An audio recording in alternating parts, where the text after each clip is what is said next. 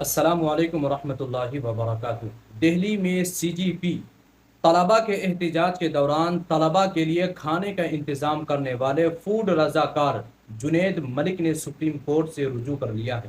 اپنی درخواست میں جنید ملک نے دعویٰ کیا ہے کہ پولیس اہلکاروں نے انہیں حراست میں لے کر کئی گھنٹوں تک ایک گاڑی میں رکھا، انہیں ڈرایا، دھمکایا اور بعد ازاں ایک سنسان علاقے میں چھوڑ دیا۔ جنید ملک نے یہ بھی الزام عائد کیا ہے ان کے والد کو بھی حراست میں لیا گیا، ان کے گھر پر چھاپا مارا گیا اور ان کی شادی شدہ بہن کے اہل خانہ کے خلاف بھی کارروائی کی گئی۔